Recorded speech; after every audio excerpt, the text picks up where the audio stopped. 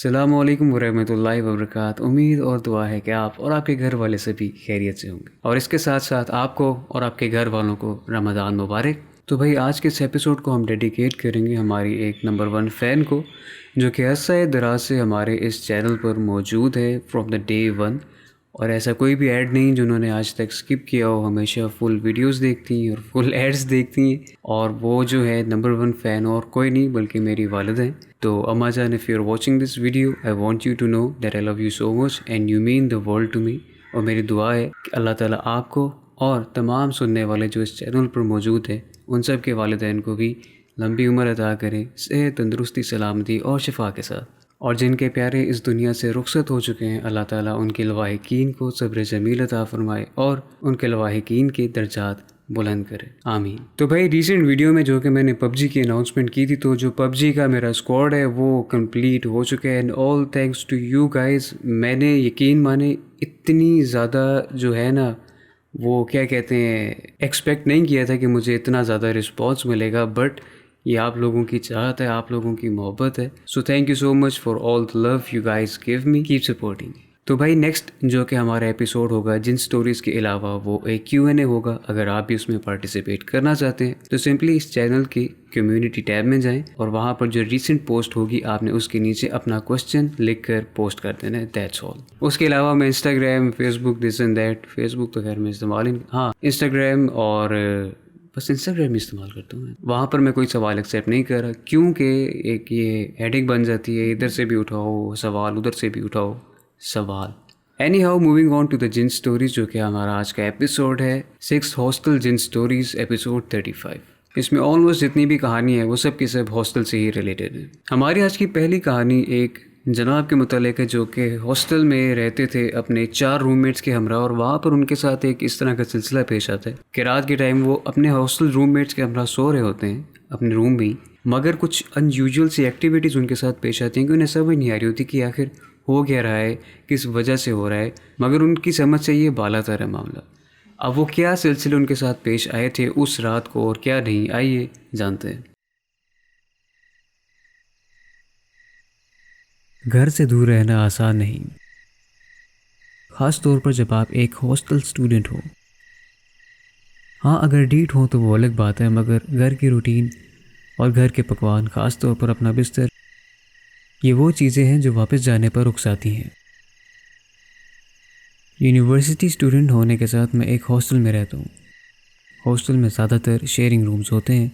किसी कमरे में 4 स्टूडेंट्स होते हैं तो किसी कमरे में 2 या 3, मगर एक कमरे में 4 से ज़्यादा स्टूडेंट्स नहीं रह सकते। मामूल के मुताबिक मैं यूनिवर्सिटी से हॉस्टल तशरीफ़ लाया। अपना कामकाज मुकम्मल करके मैं बिस्तर में लेटा। कमरे में मेरे अलावा और भी रूममेट्स थे और हमारा कमरा 4 स्टूडेंट्स पर मुश्तमिल है। मुझे याद है एक रात जब मैं सो रहा था तो तकरीबन 2 बजे मेरी आंख खुली। साथ वाले बिस्तर पर लेटा मेरा रूममेट भी जाग गया, लिहाजा हम दोनों गुफ्तगू करने लगे। दौरान गुफ्तगू दोबारा नींद आने लगी तो हम सोने के लिए अपने अपने बिस्तर पर दोबारा लेट गए। अभी मेरी आंख बंद हो रही थी कि मुझे महसूस हो रहा था जैसे कोई मेरा कंबल खींच रहा है।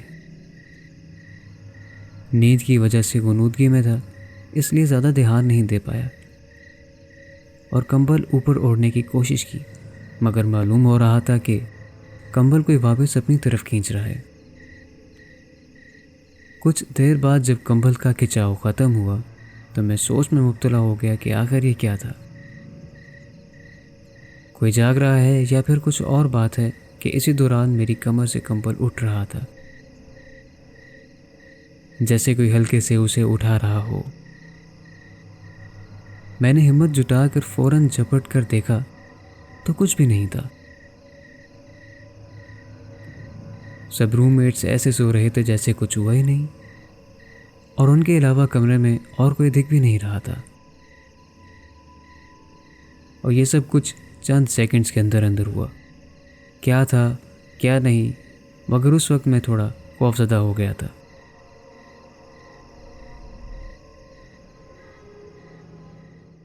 नेक्स्ट अब हमारे पास एक काफ़ी इंटरेस्टिंग कहानी है। ये एक स्टूडेंट के मुतालिक ही है कि जनाब रात के वक्त सो रहे होते हैं और उनकी नज़र जो होती है उनके वॉशरूम के दरवाजे पर पड़ती है जो कि खुला होता है, और वहाँ से इन्हें कुछ इस तरह से दिखाई दे रहा होता है कि मैं मज़ीद स्पॉइलर नहीं दूंगा इससे पहले कि इधर ही स्टोरी स्पॉइल हो जाए। बस ये है कि इन्हें कुछ ऐसा दिखाई देता है जो कि काफ़ी गैर मामूली होता है, और इस तरह के वो देख के उनके बाकायदा रोंगटे खड़े हो जाते हैं।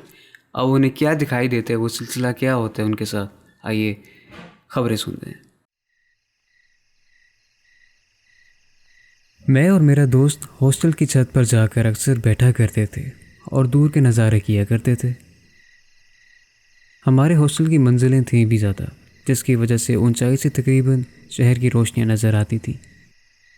एक रात मैं और मेरा दोस्त ऊपर बैठे चाय के साथ गपशप लगा रहे थे कि नीचे से दो दोस्त और हमारे साथ आकर बैठ गए और हमारे दरमियान जन्नत की बातें शुरू हो गईं। एक दोस्त अपना किस्सा बताए तो दूसरा किसी नानी या दादी का, और यूं हम एक टॉपिक को लेकर बातें करते रहे कि आखिर जन्नत क्या है, किस तरह के दिखते हैं, अच्छे कौन से होते हैं और बुरे कौन से होते हैं। खैर ये गुफ्तगू चलती रही। हमने सोचा कि अब नीचे चले जाना बेहतर है, तो हम लोग नीचे आ गए। उस रात मेरी तबीयत भी कुछ अजीब सी हो रही थी। मैं जल्द बिस्तर में लेटकर सो गया। जब दोबारा मेरी आंख खुली तो सब सो रहे थे और कमरे की लाइट्स ऑफ हो चुकी थी। मैंने टाइम देखा तो 2:40 हो रहे थे। टाइम देखकर मैंने फ़ोन को साइड पर रख दिया और सोने के लिए तकिए पर सिर रखा, तो उस दौरान मेरी नज़र बाथरूम के दरवाजे पर पड़ी जो कि खुला हुआ था, मगर हम लोग बंद करके सोते थे। मैं उठने का सोच रहा था कि मुझे मज़ीद नज़र आ रहा था जैसे कोई बाथरूम के दरवाजे के पीछे खड़ा मुझे देख रहा है। मैंने एक नज़र रूममेट्स पर दौड़ाई तो सभी अपने अपने बिस्तरों पर सो रहे थे। मैं अपने जहन में तस्वीर बनाने की कोशिश कर रहा था कि मुझे क्या दिखाई दे रहा है कि उसी लम्हे बाथरूम का दरवाज़ा हल्का सा बंद हुआ। ये देखकर मेरे दिल की धड़कन तेज़ हो गई कि अंदर कौन है कौन नहीं जो अंधेरे में यूं खड़ा है।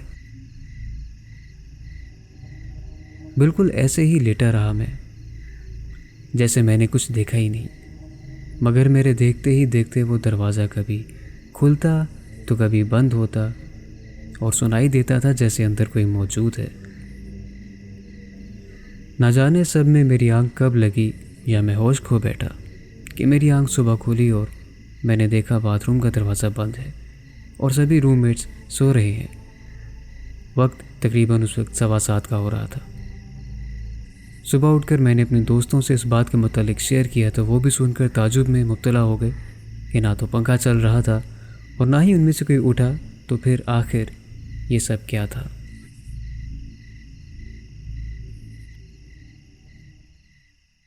इमेजिन करें कि आप एक हॉस्टल स्टूडेंट हैं और आपका जो वॉशरूम है वो आपके रूम के साथ अटैच्ड बिल्कुल भी नहीं है, बल्कि आपकी लॉबी की दूसरी जानिब आपको जाना पड़ता है और 2 वॉशरूम्स है, यानी कि फ़र्स्ट रो में जो है वो नॉर्मल रूटीन का वॉशरूम है और उसके पीछे जो है शावर्स लगे हुए। तो इमेजिन कि रात को किसी पैर आप वॉशरूम में जाते हैं और अपनी मसरूफियत में मगन होते हैं कि उस दौरान आपको कुछ अनयूजुअल सी आवाज़ें सुनाई देती हैं वॉशरूम से कि फॉर एग्जांपल शावर खुल जाते हैं रात के टाइम, जबकि उस टाइम कोई नहाने का तो सोच ही नहीं सकता। खैर एक्सेप्शंस आ जाती हैं फिर भी, बट एनी हाउ तो काफ़ी स्पूकी सी सिचुएशन ये हो जाती है। और नेक्स्ट हमारी कहानी भी इसी सिलसिले से रिलेटेड है, तो आइए सुनते हैं।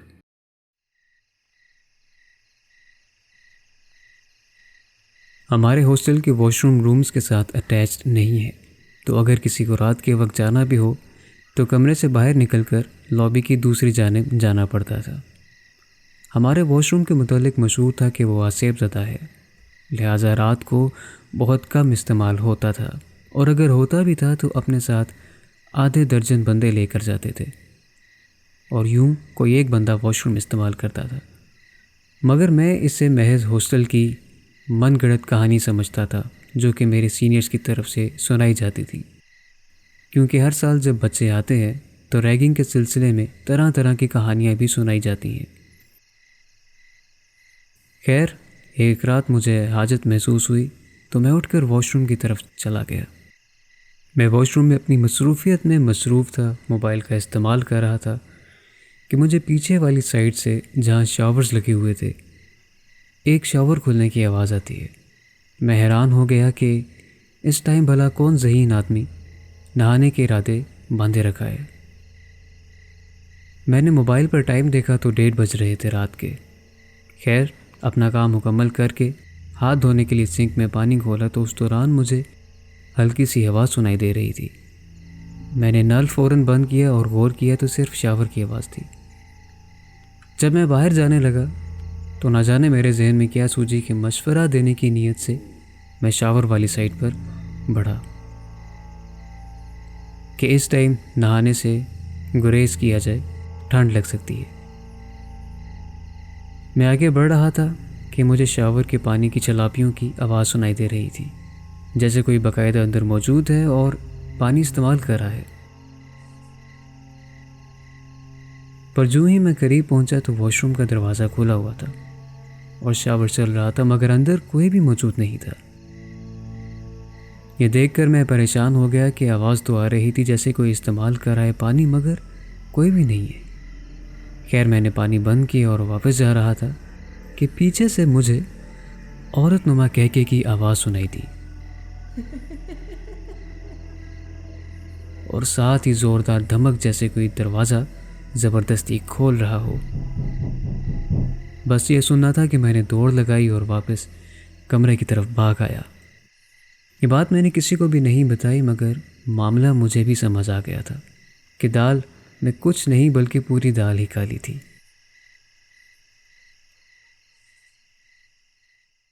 ये कहानी लम्स के स्टूडेंट्स ने, जो बेसिकली हॉस्टल में रिहाइश पजीर होते हैं, उन्होंने इसको विटनेस किया है। और ये बेसिकली एक बच्ची के इर्द गिर्द कहानी रिवॉल्व करती है। बच्ची जिसका लिबास सफ़ेद है और उसके बाल काले, जो कि उसके मुंह को ढके होते हैं। ये एक नहीं बल्कि काफ़ी लड़कियों ने इसको विटनेस किया है, ख़ासतौर पर लॉन वाली साइड पर। F5 और F3 के दरमियान का ये किस्सा है। तो क्या सिलसिला है, ये कौन है वो बच्ची और क्या वो इंसिडेंट्स पेश आते रहे हैं, जानते हैं।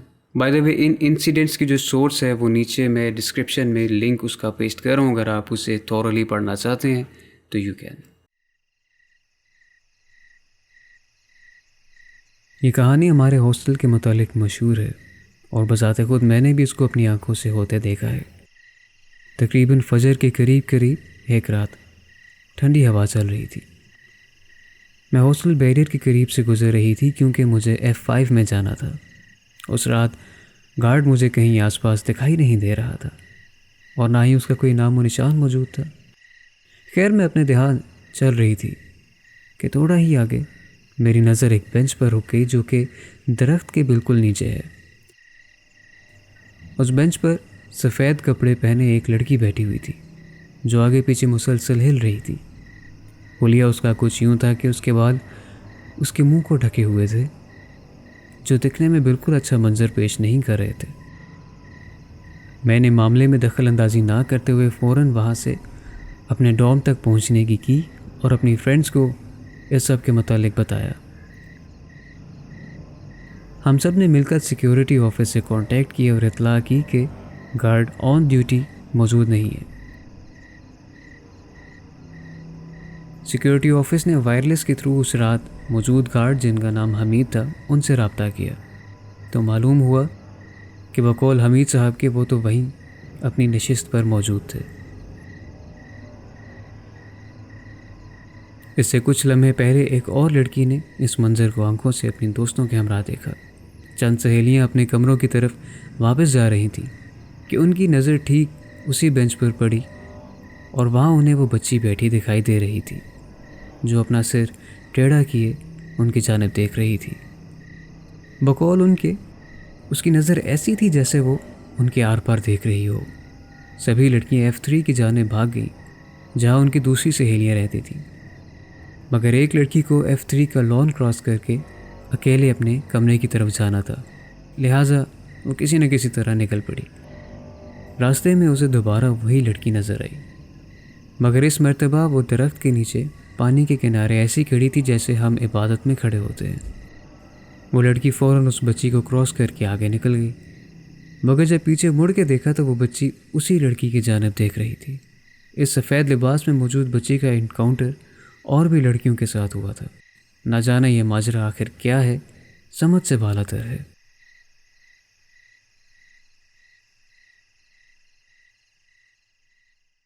अगली कहानी हमारे पास हॉस्टल से रिलेटेड इंसिडेंट्स के ऊपर बेस्ड है कि एक हॉस्टल में तरह तरह के इंसिडेंट्स पेश आते हैं लड़कियों के साथ, कभी उनके नमाज के दौरान, तो कभी किचन में मौजूद, तो कभी किसी तरह तरह के उनके साथ वाक़यात पेश होते रहते हैं। अब मगर उन्हें समझ नहीं आती, क्योंकि जो उनके साथ इंसिडेंट्स पेश आ रहे होते हैं उन्हें कुछ भी दिखाई नहीं दे रहा होता। अब ये क्या सिलसिला है, ये क्या माजरा है, ये समझ से क्योंकि बालातर है, मगर हम जानते हैं कि आखिर ये सिलसिला किस वजह से हो सकता है।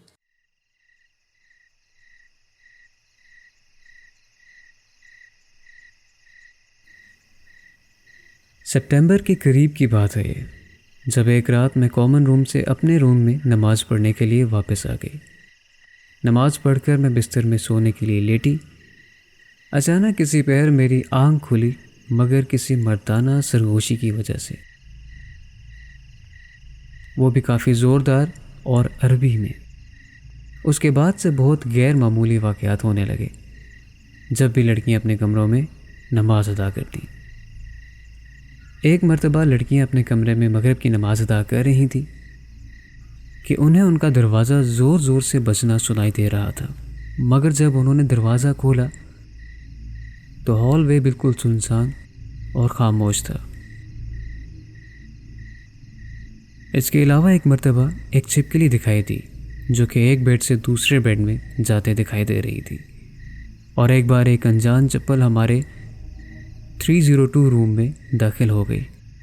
उसके बाद से मेरी चीज़ें गायब होना शुरू हो गई, वो भी मेरे लॉकर से, जबकि मेरी रूममेट्स आउट ऑफ टाउन हुआ करती थी। और एक मर्तबा एक लड़की ने जब अपने कमरे का दरवाज़ा खोला तो सामने शीशे में उसे काली स्याही लाइंस की तरह ड्रिप करती हुई शीशे में दिखाई दे रही थी, और वो भी किसी एक नहीं बल्कि कमरे के दोनों शीशों पर। मालूम हुआ कि उसका आईलाइनर टूटा हुआ उसकी रूममेट के डेस्क के नीचे गिरा पड़ा था, मगर कैसे और क्यों ये समझ से बाहर था। यही नहीं, एक मर्तबा 3 फ्लोर्स ऊपर 2 लड़कियां किचन अप्लायंस के साथ मामला दुरुस्त कर रही थी कि साथ से केटल ऑन हुई और पानी उबलने लगा, जबकि उन दोनों में से किसी ने ना तो केटल को हाथ लगाया था और ना ही उसका बटन ऐसा था कि खुद ब खुद ऑन हो जाए।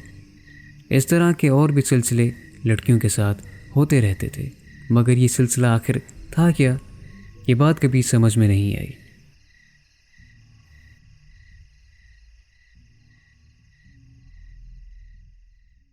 Last and the least story of this episode, जो कि मेरी पर्सनली फेवरेट स्टोरी है। एक भाईजान है कि जिनको शौक़ है, उनका बेसिकली जो बेड है वो खिड़की के साथ है। अब उनको शौक़ है, हर रात खिड़की से बाहर झांकते हैं और दुनिया को देखते हैं कि दुनिया सो रही होती है और मैं जाग रहा होता हूँ। और ऐसी सिचुएशंस हुए पर्सनली मुझे भी बहुत पसंद है, रात की तारीकी में किसी हाइट पर बैठकर आसपास के नज़ारे करना। मगर क्या हो कि इसी दरमियान आपको कुछ इस तरह का दिखाई दे जो कि गैर मामूली हो, ऐसा कि जो आम मर्रा की रूटीन में बिल्कुल भी दिखाई नहीं देता। और ये उस टाइम आपकी क्या कैफियत होती है, आप उस टाइम क्या इमेजिन करते हैं या उस सिचुएशन को कैसे परसीव करते हैं, ये फिर बंदे बंदे की गाल होती है ना। तो काफ़ी स्पूकी और इंटरेस्टिंग कहानी है ये, तो आइए सुनते हैं।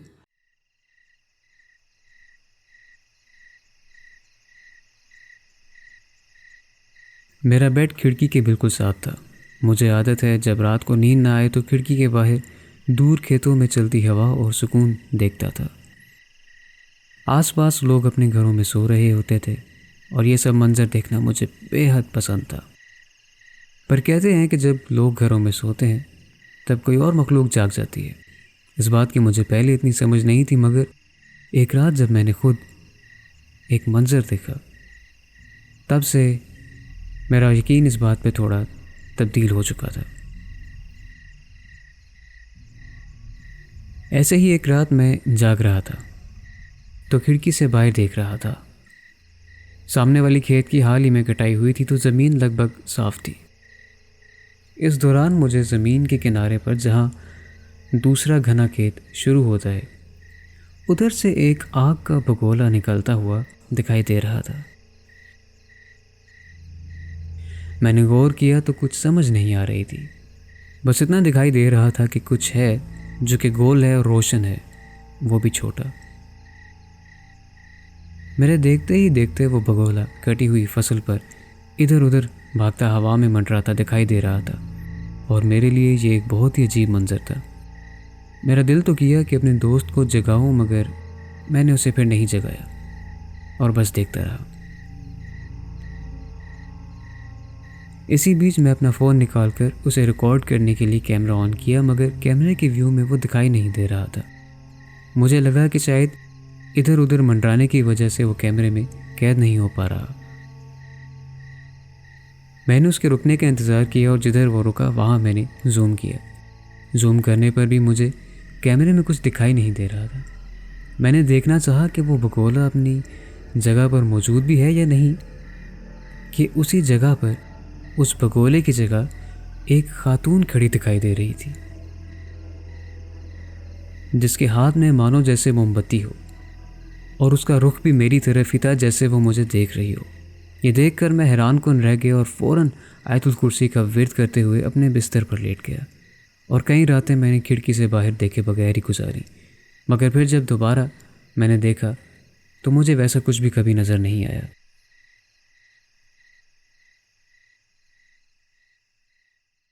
So that's it for today. I hope you enjoyed this episode, and if you did, you know what to do. Like, subscribe and tap the bell notification ताकि आपको अगली वीडियो की फौरी नोटिफिकेशन आ सके and you can be the first viewer of that episode. अपना और अपने घर वालों का ख्याल रखिएगा और इसके साथ साथ आपको और आपके घर वालों को रमज़ान मुबारक। मिलते हैं अगले एपिसोड में। फ़ी अमान अल्लाह।